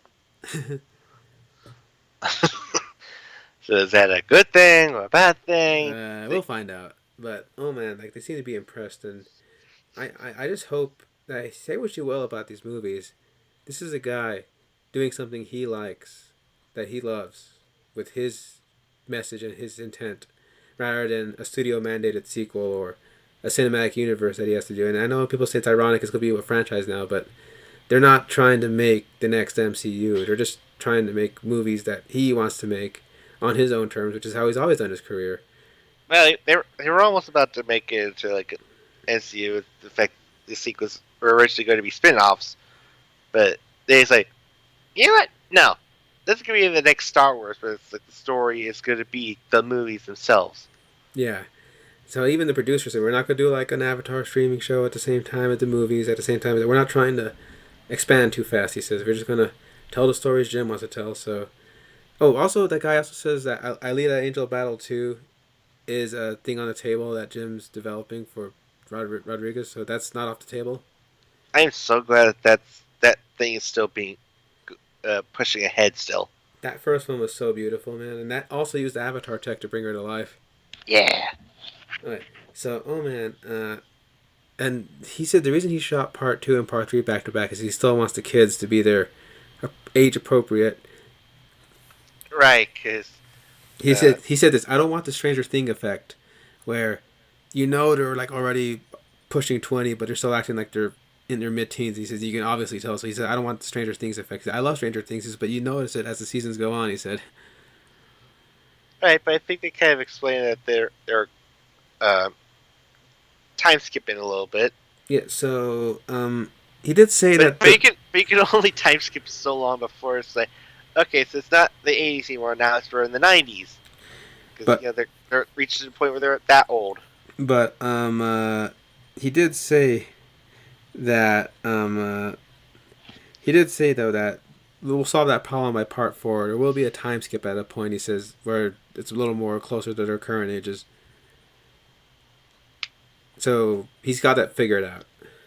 I just want to see where this can go. So that's why I'm into this. And I just hope we're not doing each entry is say, okay, we got like the status quo. Oh no, we got something to shake things up. Oh, we gotta leave. New clan. From scratch basic one. Oh no, new message to share. No, they did say big climax, and with Jake opening his eyes, title drop. But the next movie excites me because it is going to be called Avatar: The Seed Bearer, which I think has to do with the Tree of Awa. I honestly think it has something to do with Kiri. So I'm excited for that, and more Kiri can only be good for us, man. Although they did make fun of the fact that James said that I want to avoid the kids aging out of their roles. Someone tweeted back, "My brother in Christ, you casted Sigourney Weaver as a 14-year-old. I think age is no longer a constraint for you." Oh yeah, but I mean, we'll see. But so I'm just happy it made you. I don't know. I kind of stepped. James really doesn't have the way to talk his way out of that one. But yeah, he's you can say he's bold, he's ambitious, he's maybe arrogant, but you can't deny that this is a labor of love, and it shows on the screen. Now, if this had been a big, suck me fest, like look how great I am, it probably wouldn't have been as resonant. But the fact that it is a tribute to I love the oceans, I love the water, and he says he made a good message film without beating you over the head too hard on saying this is bad and you should feel bad. It's more like, look at this beautiful world, and this could be obtained within our world. It's up to us to protect it that way rather than saying, humanity bad. So right, which is like the easiest way to go about. Like there is a program that if you support things at the movie, some of the proceeds will go to the reef preservation funds and foundations that Jim has been donating to. So it's like there's a good cost to seeing this movie too, and he just hopes it gets young people like excited about protecting the oceans and the forest and everything. So I'm excited. It's more than just a thing to make money. It's raising awareness, and I think this movie handled this message a lot more better than even the first one. And the first one was pretty good. So you can call it hippie, you can call it preachy, but hey, it's a lot more preferable than two little fairies telling you just how Mothra did stuff for the planet you live on and everything. And you're like, okay, we get it, the environment. You said that during a streaming of that Mothra movie, if I remember. Like, we get it, because they kept saying, humans keep on smashing the place, maybe Mothra wouldn't be, like, Like, okay, we heard you the first 300 times. So, and it's not like it doesn't go Captain Planet. So, I think we've said all that we can about this movie for now.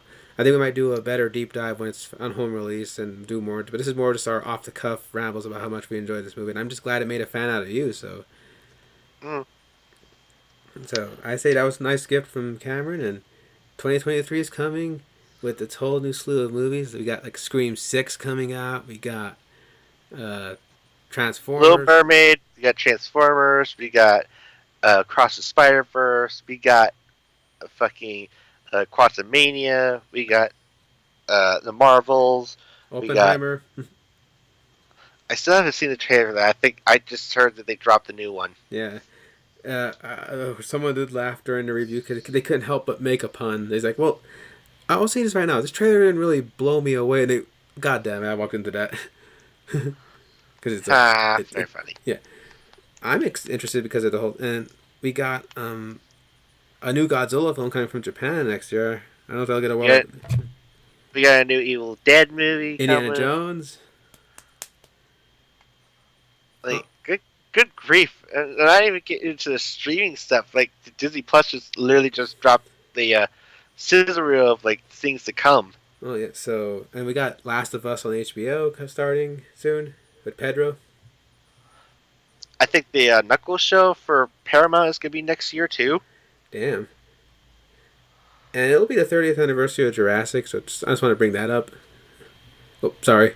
Uh, and when is Avatar Part 3 coming out? I forgot he did date it already. 2024, Damn. right on the same month as Sonic 3 is coming. So damn, now I'm literally torn between two blue people. Like just like Steve Lang says, why so blue? Why so blue? Yeah. And that's probably a good note to close out on. So, um, Rise of the Beast. Yeah. Okay. All right. Well, thank you, Doomzilla, for joining us in our little stream, and I think we've said all that we've said. So, thank you, At, Derek, for at, putting up with me. at the time we're ending this, it is officially uh 2 a.m. Christmas Eve in the morning. Alrighty then. So it's Christmas Eve. Merry Christmas, Happy Holidays, and whatever you celebrate. And I just hope you have a pleasant weekend and stay safe, stay warm. There's a blizzard in some places out there. So Good grief! Just stay inside if you're like in the Midwest. Don't go out. For screw last minute shopping. Just stay safe. oh yeah. So Merry Christmas, Happy New Year, and we'll see you at the next time. So this is Johnny Cat 79 signing off with my usual co-host Derek. The see you when the ball drops. Yeah. And remember, the way of